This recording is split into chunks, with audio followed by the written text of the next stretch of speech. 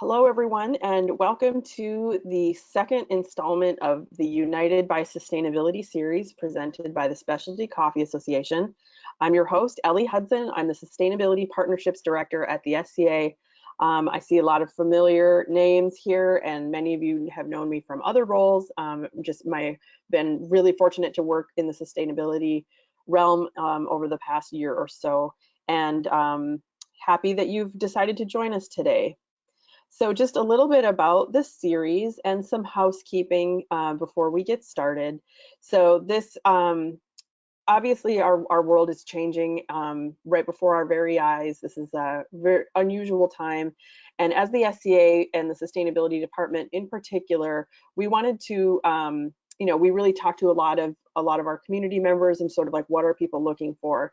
And so one of the things that we wanted to do here is provide a learning opportunity. So we're trying to cover some topics we haven't covered before, and it just really focus on this as a learning opportunity, which also makes it accessible to people with all kinds of experience in sustainability. So whether you are a sustainability professional in your own right, or if it's just a topic within coffee that interests you and you want to learn more, we wanted to really make this an opportunity to kind of do that and focus on that learning opportunity. So far, we have a few sessions scheduled throughout April, appearing on Tuesdays at 8 a.m. Pacific time, and then broadcast twice on Thursdays. This is our first time doing the Thursday broadcast. So this morning we had a webinar at 3 a.m. Pacific time. Not too bad for me. I'm based in Michigan. That's on Eastern time, so it was 6. Again, now at the one that you're in here, which is that 12 o'clock midday Pacific time. And so doing this allows us to really make it accessible for people all over the world. Each session will start with a quick update on any resources or just things worth mentioning having to do with the COVID-19 situation. This is a good time for me to call your attention to the area on your dashboard where it says handouts, and it should say 3 of 5 or something like that. Handouts. So one of these handouts is pre-loaded with links and reference materials valuable for today, but it's available in this way so that you can download it and have it with you after the webinar, but you do have to download it during the webinar. So this is the one, United by Sustainability Resources 2 for session 2. This will just include the, really emphasizes SCA's community gathered COVID-19 resources. So this is a huge database of different resources available by region, different specialties, news items, tools, and just a lot of information there and being updated constantly. And then also it goes on to include links to a couple webinars that are being produced by the Living Income Community of Practice. So if this living income topic is something that you want to get further interested in, the first of that series is this coming Tuesday, which is why we wanted to do this SCA Living Income series today, and a few other resources that we will make mention of that you can go ahead and do a little bit more further learning on your own if you so choose to do so. So I am thrilled to be joined by these esteemed presenters along with myself here as host and a number of other SCA staff that are assisting in the broadcast. And so Stephanie and I both included a frat back photo, just a hilariously old photos of ourselves doing something in coffee. And I think actually Stephanie's, this is technically a cocoa photo, but then the other 3 being more recent, but all still good. So thank you, panelists, for being here, and you'll be hearing from these experts in just a moment. So just a little bit about how this will go today. So as we started with the note on any emerging resources and then introduction and context, this will be presented by Stephanie in a moment. Toward a living income for farmers, followed by a section on the living wage for baristas and retail workers. And we really encourage everyone on this call to participate. There's a couple of different ways you can do that. I'll go over that in just a moment. And so the aim and the purpose of this session is to really answer these questions. This is kind of what we were wrestling with as we planned and prepared this session today. So as you can see, there's a lot here. We aren't going to go through and literally answer every one of these questions, but this is just kind of a helpful way of setting the tone of what are the types of things that we are working on within the SCA and in specialty coffee, and in the case of living income, even beyond coffee. So I'll just leave this up for a moment, and I think that this is a good time for our audience members to take a second to kind of reflect on this and think about, sort of whether these questions resonate with you and how you might answer them. All right, so we're all in this together in this very unusual situation in the world, as well as here in the webinar. So you can use the chat function to ask a question. You can also use the raise hand function. This is if you raise your hand and there's time, I can call on you. If we read your question, we will use your first name unless you instruct us not to. That's fine. Plenty of people do that. We're going to be taking some polls. So I just wanted to mention that the polls are confidential. We don't share who responded in any way, and in the actual webinar it doesn't show that, so it'll just show, like, when I show the results, it'll say this percentage of audience members said, 72% answered question A, 13% B, etc. Some of them are you can only choose one multiple choice, and some are check boxes where you can choose more than one, but we'll get to that in a minute and you'll see how it works. It's really easy, and it's what passes for fun these days. So. All right. With that, I'm going to hand the controls over to Stephanie. Thanks, Ellie. There might be some background noise from my son, but I think we're all in that situation together.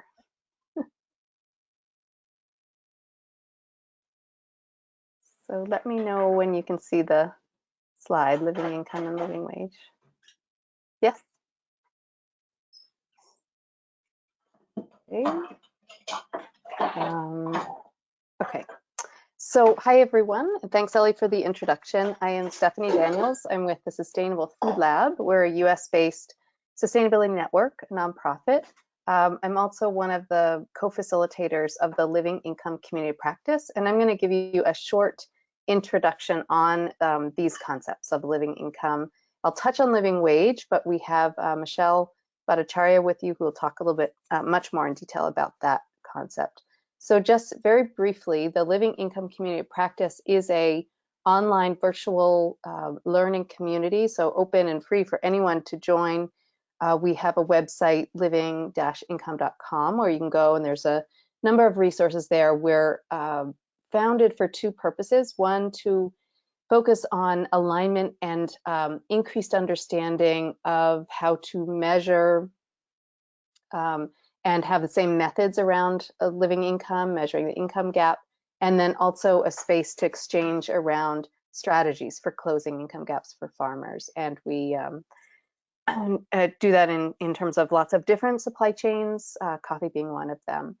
So what is this concept of living income? If we just step back as people, and not only in the coffee sector, it's a fairly sort of understandable, common sense notion that we hope that everyone can earn a living income from what they do to make money. And the common definition of that is a household concept. So it's about households affording a decent standard of living. We use a common definition. So a decent standard of living means a net annual income of a household coming from a variety of sources that's sufficient to cover the costs of a decent standard of living. And the elements of decency are around diet, housing, water, other essential expenses, and I'll talk a little bit more about that. So what's the difference and what's the same between the concept of living wage and the concept of living income? They are embedded concepts, but the term living wage is typically used for people who earn wages, who are paid by an organization or a company. So a worker earning enough in a standard work week to enable his or her family to afford a decent standard of living. I've noted the Global Living Wage Coalition, which is one of the common global organizations that is setting common benchmarks in living wages for farm workers. The Living Income Community Practice focuses on living income in terms of farming households. So you could apply it to any household, but we're focused on farming households. So a living income is what farming households earn in a year to cover their decent standard of living in that place. So this is kind of the sorry, I'm just trying to move my little dialog box here so I can see. So the whole kind of living income story, we've created these open source downloadable graphics that you can use for your own business. It's on the Living Income website, but basically the concepts of a living income benchmark and income gap and actual incomes is what I want to talk about today. So how do we know kind of what a living income is, and how do we have that same definition across many different places? Coffee alone is grown in so many different contexts and countries. So the living income community practice uses a methodology called Anchor and Anchor. There are some other sources, but it's basically the cost of living. So regardless of how you make your money, how much does it cost? How much does it cost to have a basic but a decent diet? A nutritious diet that meets international standards, et cetera, but is with your local food, whatever the local area prefers for protein, for carbohydrates, et cetera. What is the cost of a decent house? So again, there's some international standards that are used, but also validated for a particular place where there might be tin roofs, it might be a different kind of material. So, but it's a standard of decency in terms of square footage and sanitation. What does it cost for other essential needs like education, transport, and health? And then some margin for unexpected events like this outbreak of coronavirus, where we're all at home and it's particularly hard for those who are vulnerable in the value chain. So that benchmark, a living income benchmark, is then compared to what's the actual income that a household earns. And so you're looking at on your screen, the actual income is oftentimes, and very often for rural families, made up of several different sources. The agricultural income can come from coffee, primary cash crop. It can also, typically farmers have a secondary cash crop. They might have plantain or maize, something like that, that they can also sell in off season. And then there's often food produced at the home. So the food produced in home is a valuable way to bring down your costs so you don't have to go out and buy food, even if it's not a source of cash. So we use the term net farm income because we want to look at the efficiency and profitability of the agricultural business. So what's the revenue you're getting from coffee and other farm crops minus your costs? So basic math there. So the net income. But what really matters in the living income approach is what's the gap? So if you look at what a family is earning from their farm income, and you might consider some of the other forms of, in some areas, non-farm income, whether that's working to go pick coffee cherries somewhere, whether it's doing a small trading business, other incomes, maybe remittances, very important in some areas.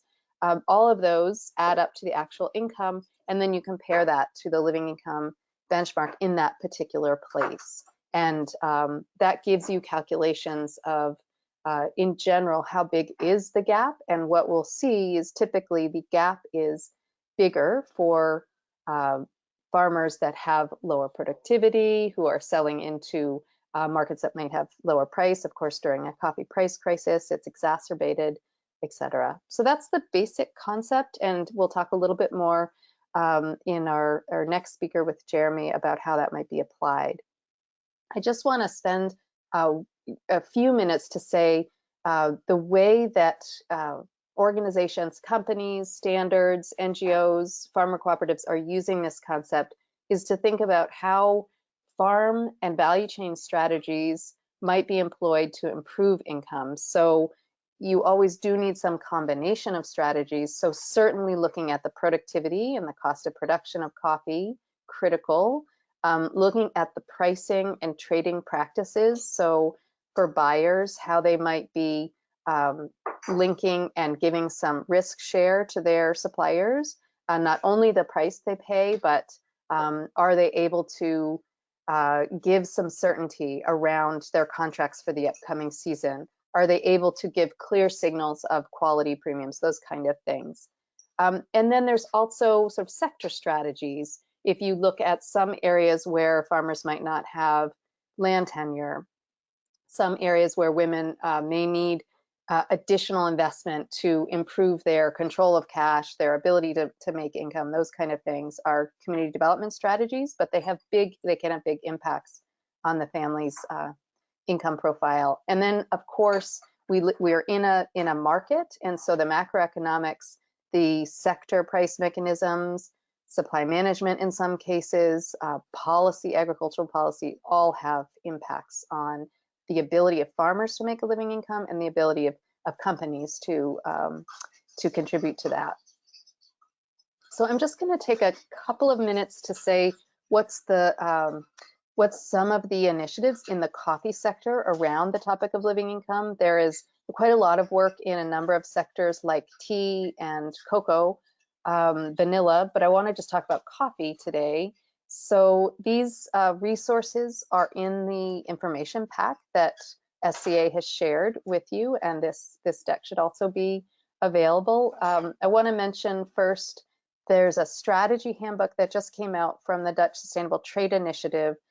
They brought together a number of companies, farmer organizations, and civil society in a coffee living income task force to do a study on living income and income gaps in Colombia. So taking Colombia, given that it is one of the few coffee origins that has quite a lot of data, it's obviously very important for many in the coffee industry. And it's really worth taking a look at that. There's both an analysis of living income for farmers at different sizes and those who sell into different market channels, has high-end specialty like direct trade, specials, sort of maybe larger specialty, conventional, commodity spot market. So you can see that, and there's also some good cases of companies and initiatives that are innovating in strategies to improve incomes. So that's a really good resource,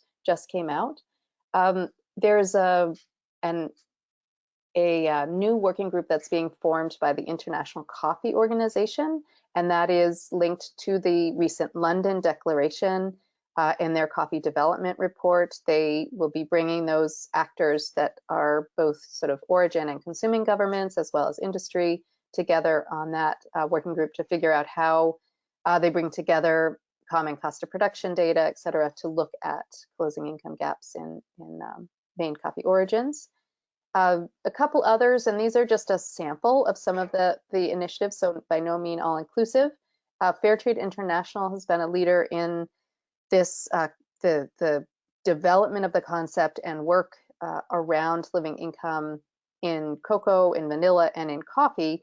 They are doing an initiative to collect better cost of production data, talk with stakeholders around a living income reference price. They of course have their minimum fair trade prices, but this would be what would be the price if you that you would need to pay at farm gate for farmers to make a living income.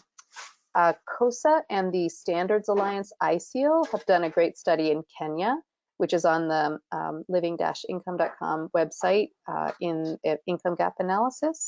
And finally, there's a collaboration between Shift Social Impact and GIZ on Living Income Uganda, which we're hoping to see results from in this year. So that's just a few of them, and I think Jeremy will talk about more. I'm glad to answer questions, and I think at that point I can hand it back to you, Ellie. Thank you, Stephanie. I'm going to go ahead and pull Jeremy's slides up, but while I'm doing that, I was going to unmute Dennis, who has their hand raised. So, hi, Dennis. Did you have a question or a comment? And it looks like you need to unmute on your end. Yeah, there you go. No, I don't. I'm so sorry. I've tried to lower the hand. Oh, no worries. Keep going. Stephanie's doing a great job. Thank you.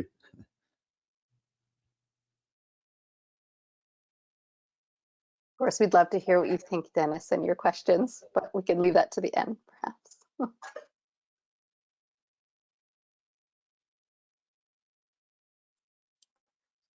All right, so we've got Jeremy Jeremy's slides here. Okay. Yeah, everyone can hear me, I believe. Huh? Okay, Yes. great. Fantastic. So good afternoon, everyone. So as thanks Ellie for giving me this opportunity to speak at this webinar. So as Ellie presented, my name is Jeremy Dufour, and I'm working as a Global Sustainability Projects Manager for the coffee division at Olam International. So briefly, maybe some of you, hopefully most of you would know Olam International, but we are one of the leading agro-commodity company globally. And we are also, so beside like coffee, we also have operation across like about 40 different commodities. But in coffee, we definitely have a footprint, and this is the map that actually I wanted to present in this first slide. We have actually a footprint in around 18 origins at the moment. When we say a footprint, meaning that actually we have a direct presence with the team on the ground, and most often like team of agronomists and extension service officers that will be directly linking with a big footprint. I mean, a big database of farmers, like about 50,000 farmers globally. At this stage, we naturally would be trading coffee from other origins, but these origins are the ones that actually we have a direct presence on the ground. So these maps actually show that actually, yes, we are currently like discussing a lot about living income, and unfortunately at this stage, when we talk about living income in the coffee sector, we unfortunately have to highlight first of all that there is still a lack of data.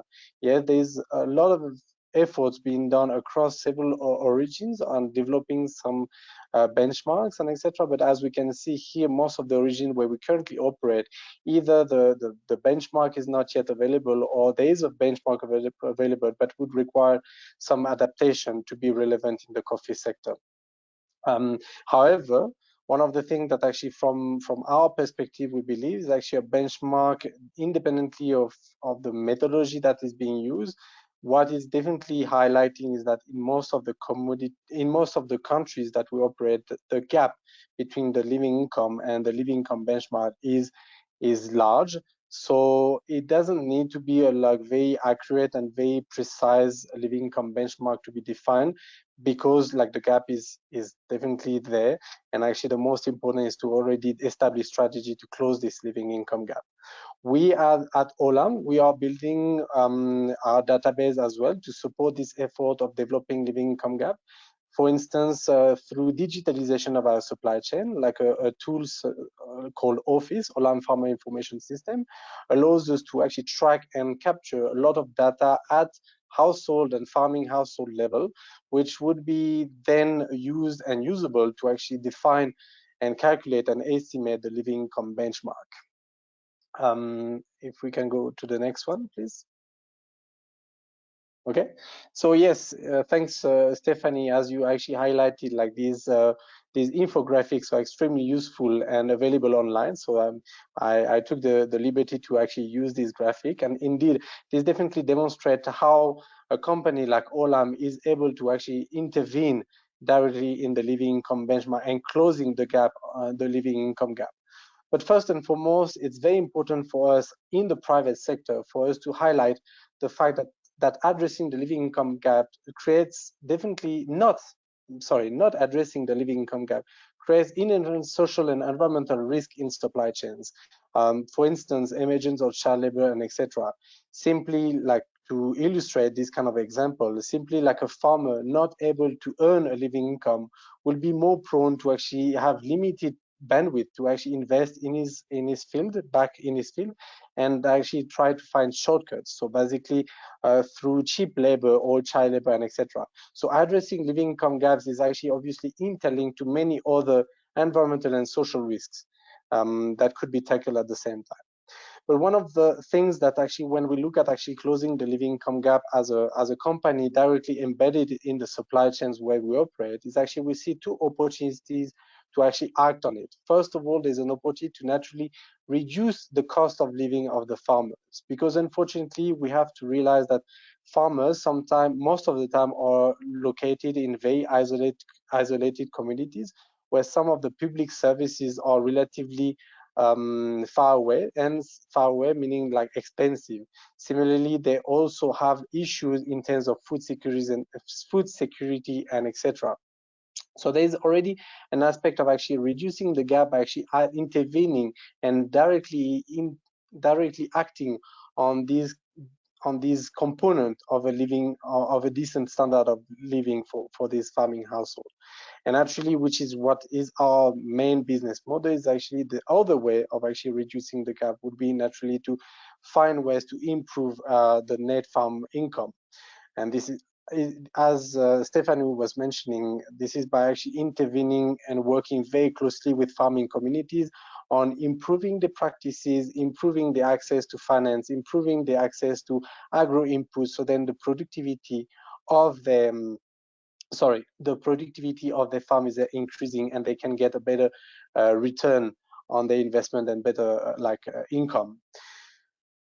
We have, as Olam International, we have actually in both cases, we have seen that actually our sustainability offering that we have launched in 2018 called outsource, and I will actually detail it in more detail. We believe that actually it's one of the right tool to indirectly track the positive impact that we are making collectively, like ourselves with our partners, in closing the living income gap.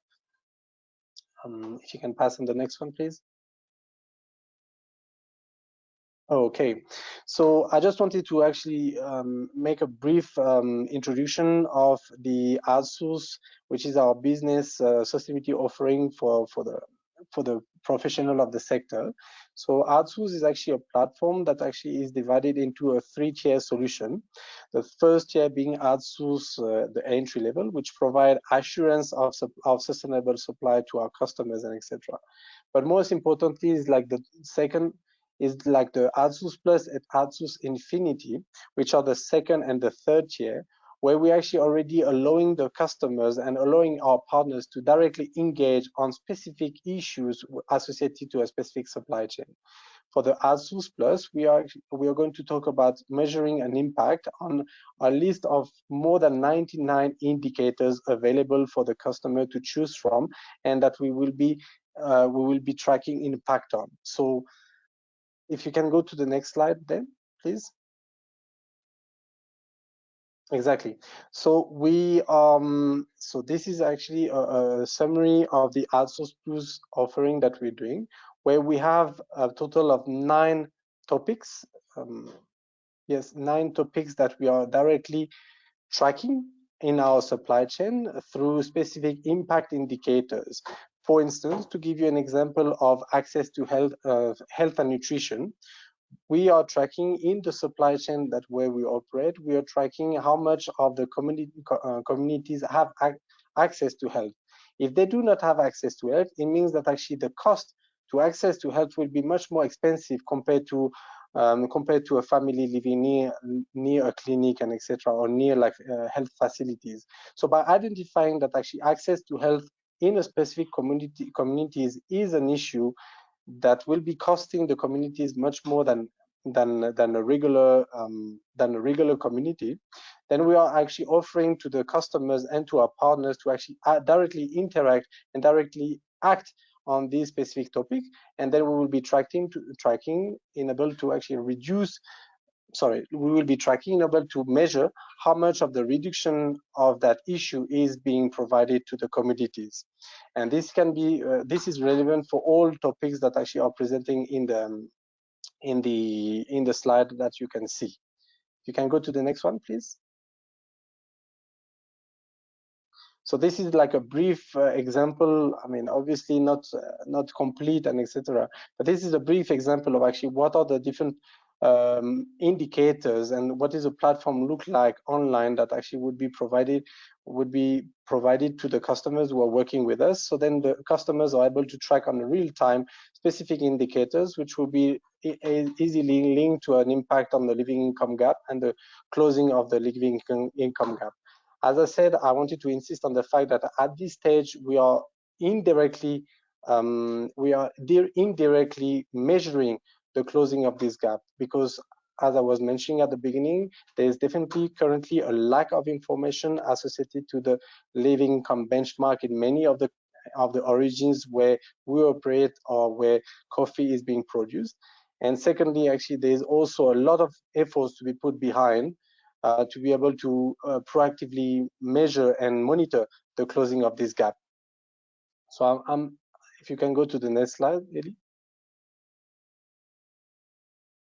Exactly. So like I would invite anyone to actually get more information on the ads on our source, and please don't hesitate to also contact us. But this is like a brief presentation. I didn't want to take a lot of time, but this is a brief presentation of what a company like Olam would be doing on the ground with the communities, with more than 50,000 farmers across the world, that actually to be able to actually demonstrate that we are improving the living income of these communities. So then we are able to demonstrate that we are actively reducing the gap.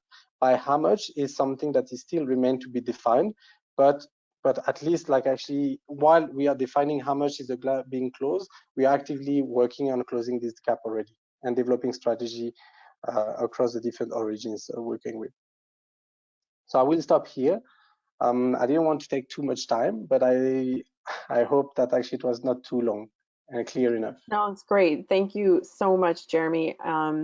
We are going to pull up the poll in a second, but before we do that, I just wanted to thank you for giving us this real world example of what Olam have been doing. So we're going to take the poll now. So hang on. So now that we've explored a little bit about the kind of the introduction into what living income and the work being done in coffee and beyond, as well as the real world examples and information about benchmarking, we just kind of wanted to know, and this is obviously not a scientific study of any kind, this is just a poll for our audience, just whether you all work with farmers that earn a living income, or if you are a coffee farmer, do you earn a living income? So I'm going to keep this open for about a minute, maybe a little longer. And you can just go ahead and start voting, and then I'll share the results. And again, this is confidential.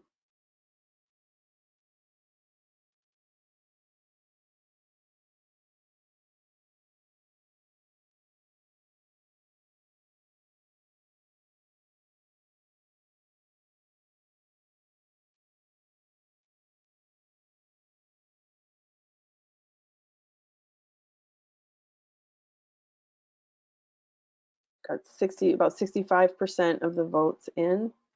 So I'll probably give it about another 10 seconds or so. Up over 70%.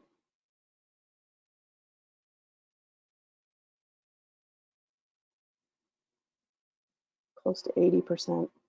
All right, I think most people have voted at this point. So let's take a look. So definitely a lot of mixed responses, and about a third of our attendees, certainly this question doesn't apply to your specific situation.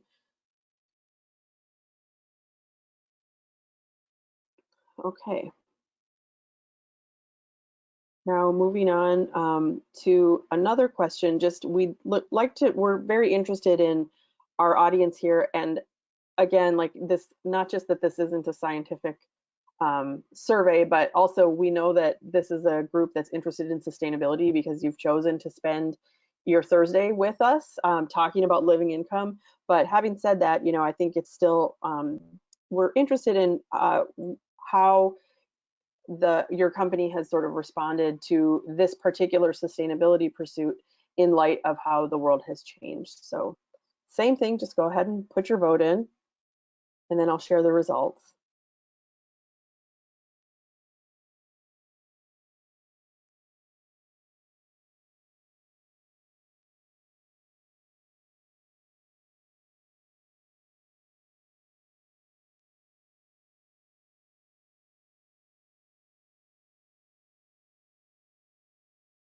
These are coming in really fast. 78%, 83. Nice job, everyone. I cannot wait to share these results. So this is this group has a very strong indication here, and I think happy to see it. 73%. It was important and is still equally important. So that's really good for us to see. Does anybody have any questions or comments for our panelists before we move on to the next section? Thank you all for voting.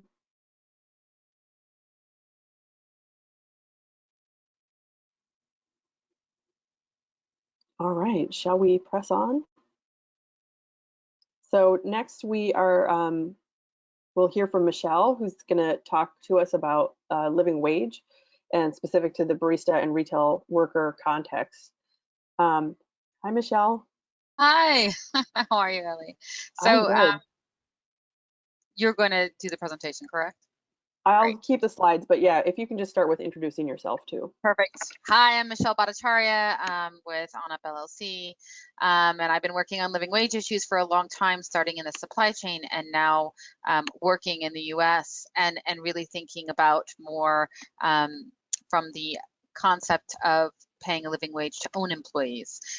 So that's where we sort of come into this barista element, and really the way that I wanted to frame this today, and you'll see, and I'll get to it, you know, an example in Portland that I had put together, since that's where the RICO was going to occur, but of living wages and gaps. But I want to just sort of tie back into what Stephanie said before about living wage and living income and being similar concepts. When I'm talking about living wage, at least in the US, I'm assuming that that's half of what a family with 2 working adults and 2 children needs to support themselves.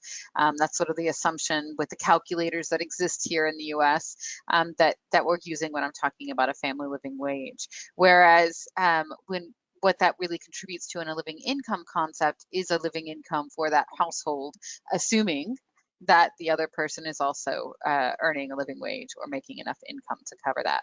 So just in relating those 2 concepts and then getting to this as being a moment to really talk about this in the context of baristas and other employees, and I'm really speaking to, I know the people who are employing them are oftentimes smaller businesses, you know, many times even medium-sized, but just not sort of multinational behemoths, where this is a real struggle that we're going through now with COVID-19. And there's a lot of sort of confusion about not wanting to leave workers with nothing and realizing that there are expenses that businesses are incurring that can't bring in revenue right now.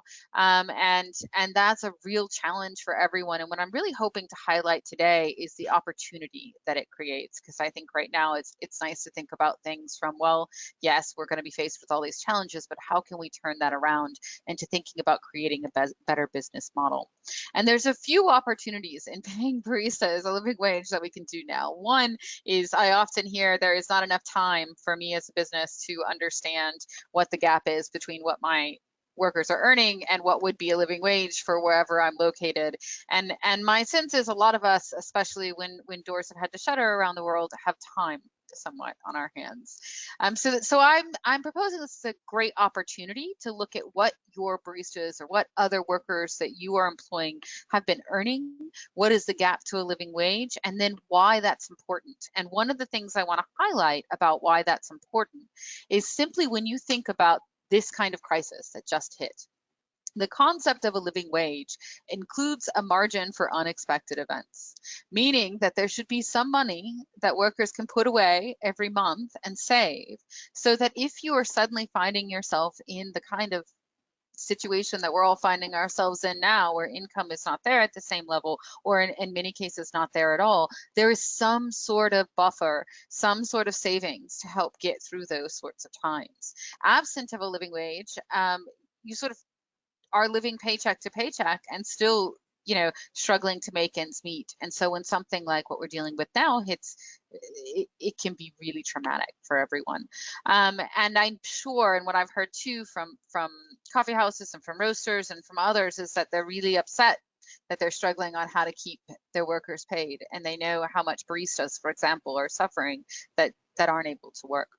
So this is something that you can think about when you're planning how do you attack this issue, which is simply looking at what living wage estimates exist in your areas. And Stephanie pointed out the Global Living Wage Coalition is in many producing countries, not all, but many, and I think that's the place to go for that. But there are also a lot of consuming countries. The UK Living Wage Foundation exists in the UK and has estimates of living wages.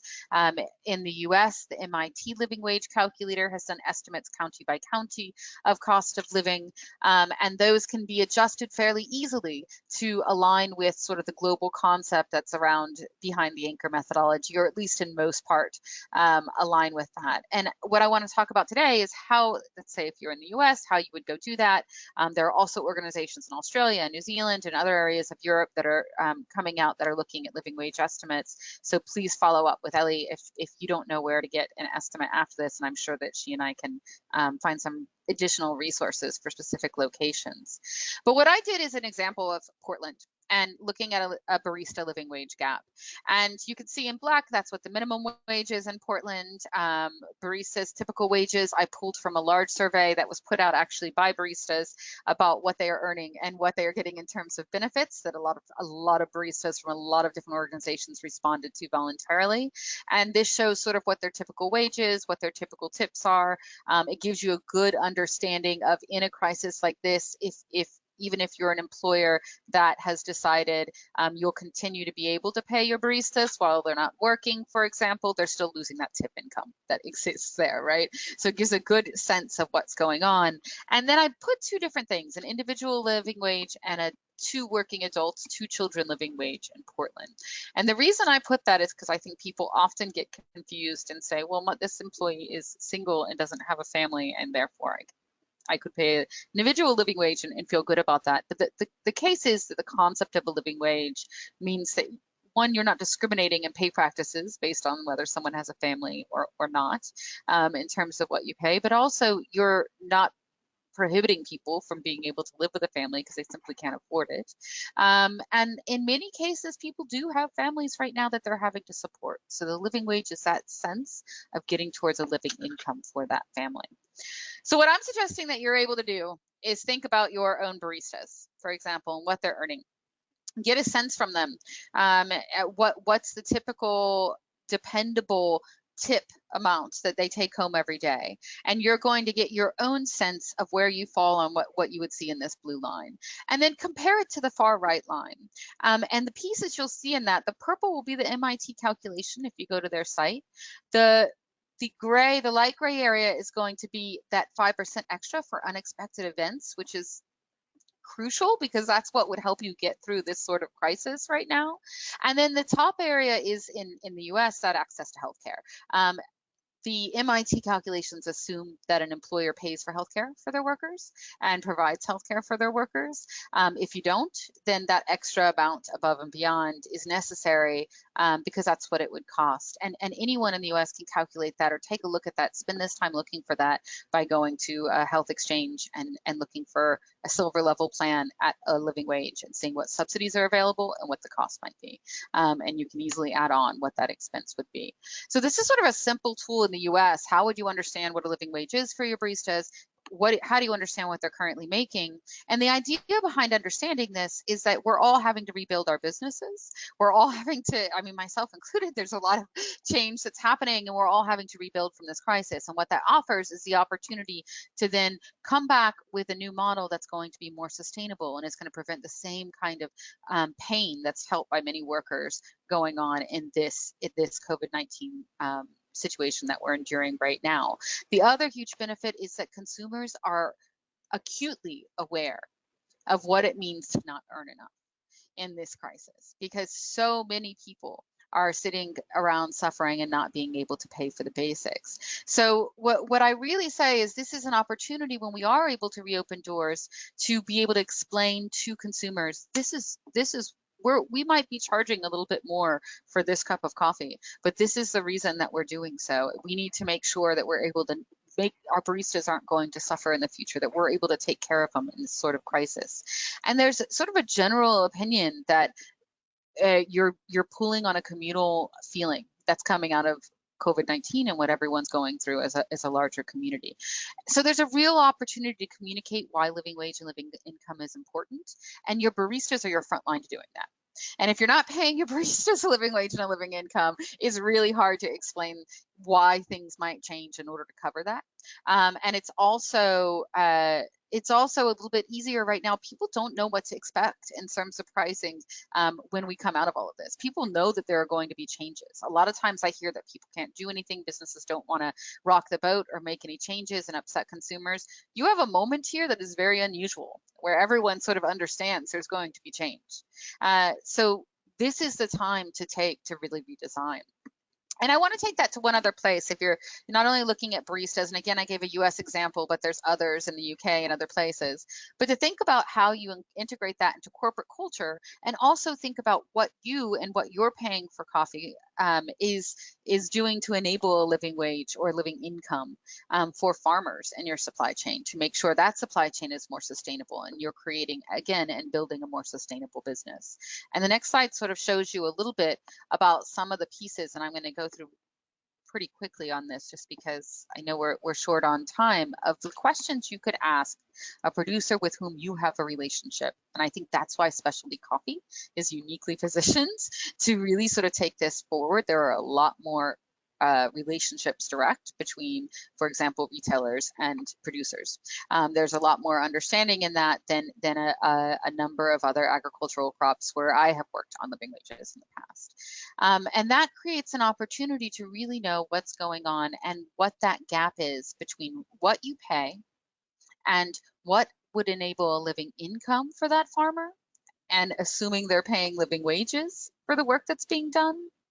And assuming that, Olam's, Jeremy, you had a great presentation about the work that you're doing, and you're absolutely right about hitting on productivity and all these other pieces. But if you're a small retailer, let's say you're a roaster, you own a few cafes, you might not have that capacity to really change the productivity of the farmers that you're working with.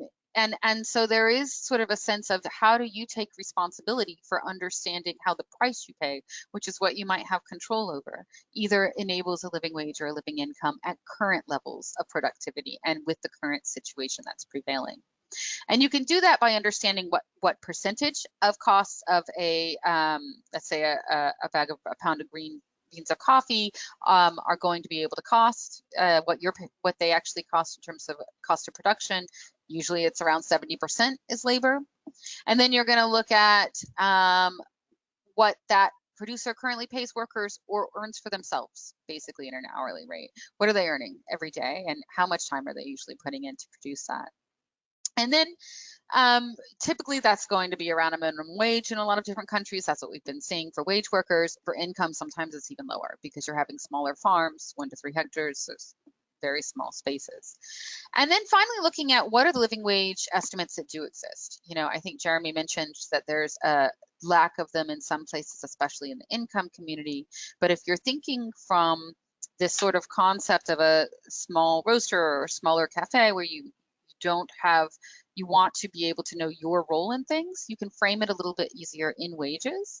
And you're going to get that gap of, okay, there needs to be, let's say, a 20% increase in what this producer is currently paying for wages and what a living wage is, as for example, created by the Global Living Wage Coalition. And so if I created it, I know the price I'm paying, and I put a 20% increase on 70% of that price I'm paying, which is covering labor, then I'm getting a sense of how much more it might cost and how much more I would have to pay in order to make sure that at the production level that's going on and with the resources that exist, I am paying enough for what I'm buying in order to enable a living income and a living wage. So I'm not saying that this is solving all of the problem. What I'm trying to put forward are some simple tools that a company can take forward to think about their baristas and to think about the entirety of their operations, to start planning on a more sustainable business when we build back up. and then to communicate that through your baristas, who are that front line of communication to your consumers, and who are hopefully now earning a living wage, about how important this is, so that you can start back and make this beneficial to your business, really encourage people and take advantage of the fact that we all understand how essential workers are that aren't earning enough, and how much one can suffer when a huge crisis exists. So that's it, I think, for now. Thanks, Michelle. Thank you so much. And we have invited, we couldn't, when we were putting this together from the sustainability team, we couldn't imagine talking about a barista living wage and not including a representative from our Barista Guild. And so we invited Kathie from the BG to be here. And, because as the SCA or as the Guild, we haven't really done our own research into this realm. We've relied totally on experts like Michelle, but even that, I think that there's been this is gaining a little more momentum, but we're at the beginning of that now. And so what we didn't want to do was try and make the Barista Guild, have to represent something, but what we thought would be appropriate is just to give the Guild a voice, and by giving that platform. And so we'll be opening it up to questions in a minute, but before that, we just kind of wanted to hear from Kathie, just some reflections or any questions that she might have for Michelle or the other panelists. I think I didn't really prepare a lot to talk about, but in listening, just kind of thinking about my experiences working for different companies, and how I've felt as like something that can be cut to save money, or seen as valuable and like trying to help my interest in staying with the company. I feel like pay is one of those things, and also I think as millennials, we often are like, it's not just about money, it's about value. And I think paying somebody a living wage, although that is money, shows value and shows that you want to keep staff around. So all of that to say, I feel like in my experiences, paying your staff a living wage and finding a way to make that work is going to make your team more cohesive and make them want to work for you longer, and saves you money in the long run on hiring. And I don't know that everywhere that I've worked has seen that relationship between hiring and dollars and paying a living wage. Michelle, as a question for you that I was thinking about as well, what advice do you have for, this is kind of a two-part question, but for companies that are currently in a position where they're not paying a living wage, but would like to move towards that? And then on the other side, people who are interested, and maybe this is baristas, or people who are working for companies now and would like to open a company, what steps should they take in order to be able to do those things from the start? Because I feel like, as somebody who doesn't own a business, I feel like that would be the easiest way to make it happen, is to do it from the beginning. Yeah, thanks. I think those are great questions, and I have run into this a number of different times, and I kind of think that this sort of moment is a time to reinvent some of those places. It's almost like rebuilding from the start, which is why it's such an important concept. I think one of the things that's really key, and this is why baristas are so important to this, is communication with the customer. I have worked with companies and businesses that it wasn't a coffee, but it was in fast casual food, which is not altogether different in terms of relationship to customer, and wanted to pay all their employees a living wage, and so started to say and realized there was going to be a slight price increase because that was the only way that they could make that happen, and started to ask and have sort of their frontline workers ask their customers, hey, this is something we're thinking of. Is it of value to you? Is it of enough value to you that if the price of this thing that you're buying goes up by 5 cents, or goes up by 10 cents, what value, how much of a value do you think that's worthwhile? And what that did was build an overwhelming support in the effort of trying to pay a living wage. And they were able to move all of their employees to a living wage. They did freeze senior salaries and things like that, thinking they were going to take a big hit on profits. Within 3 years, their profits increased dramatically. Their revenues went up very quickly because word of mouth came around. So really one of the things that I would say is talk about it. You know, I think so many people try to do things and they're not talking about it. And the best people to communicate this are the people who are seeing the difference in their lives because they weren't earning a living wage before and now they are, and they're understanding how that gives a certain level of security, and talking to those employees and saying, can you please communicate why this is important, so that we can enable this to go on. And where I've seen that happen, and that's why baristas are so integral to being able to get this concept, you know, within coffee. I've seen tremendous success in a number of cases where the business didn't hurt and the workers didn't hurt. And yeah, maybe there's a little pain in the beginning, but it sifted through in a much better way. So That's very cool. Thank you. Thank you so much. We have a couple more polls and then some questions and comments that I wanted to go over that have come in through the chat function. So we'll this is sort of a similar poll that followed the living income section. So same question, but thinking about whether the pursuit of a living wage for baristas and retail workers was important to your company, and is it or has it changed?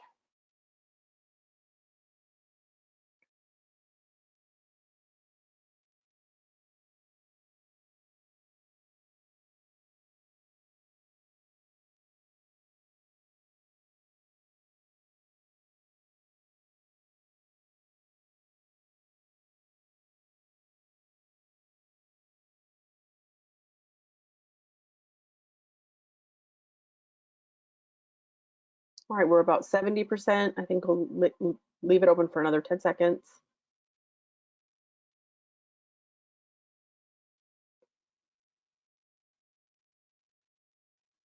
Right, and I think in specialty coffee, I think that Michelle mentioned this as well. We are ideally positioned to really move and make a difference on these sustainability issues around a living wage and living income. And I think that clearly the attendees of this session agree. This is very similar to the results that we saw this morning when we gave this poll live to this morning's audience. And then I'll open it up for audience questions and comments, and wanted to start with a comment that came in from Amanda.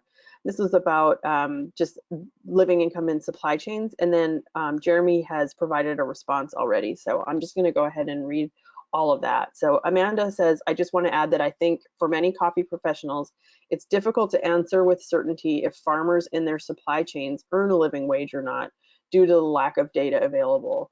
Also, until we truly stick to one definition of a living age, one method of measuring it, it remains ambiguous, absolutely. So Jeremy had some insight to offer there. Roughly across any producing origin, only 15 to 20% of coffee farmers are able to earn a living income. The anchor methodology has done great work to harmonize the way living wage and derived living income can be determined, so that's encouraging.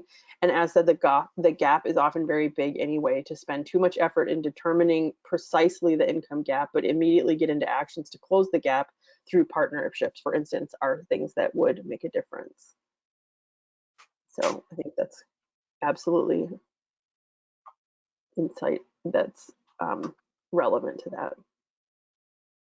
All right, let me just take one last look if we have any additional questions or comments. It looks like we are good to move on. So we've mentioned a little bit that there's a webinar on Tuesday. I keep saying webinar, but it's not. It's more of a virtual workshop. So this was a live event that has gone online in this age of COVID-19. And you can see that April 7th is the first one, but these virtual workshops will take place in April, May, and June, being put on by the Living Income Community of Practice in the partnership with the organizations that you also see listed here. There are some data sources. There are a couple of handouts, again, that you can download, not just the resources from today, because we knew we would be burying you in links for further reading. And so we wanted you to be able to take that. There's also two informational resources, and one of them is the executive summary from the preliminary findings in Columbia, very encouraging. And then also another why living income info sheet. And then finally, as promised in our lead up to this webinar series, every attendees of the webinars will have a chance to influence the subject matter of the next session. So the next session, we don't have one on Tuesday because of the living income virtual workshop. So SCA will not be producing a webinar at our regular scheduled time, so that we encourage you to participate in that Tuesday session. So next Thursday, we will be discussing broadly the topic of value distribution. And so I wanted to see sort of where your interests are, and we will promise to come back with. And this is one where you can actually select more than one. So these are kind of the subtopics under value distribution and sort of where your interests lie. You can select as many as apply.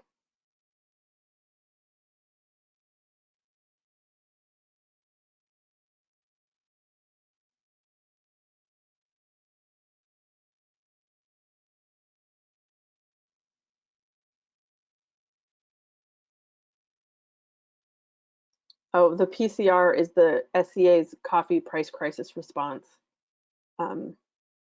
initiative.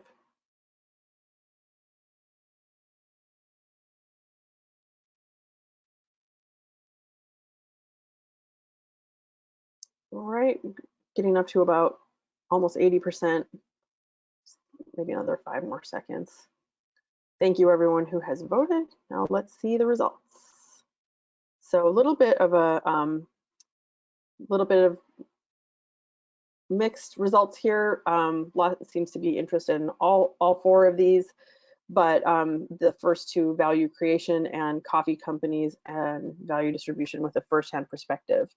That is also very similar to the responses this morning. So we're hearing you loud and clear, and we'll be coming back to you next Thursday with some information on value creation and certainly some first-hand perspectives.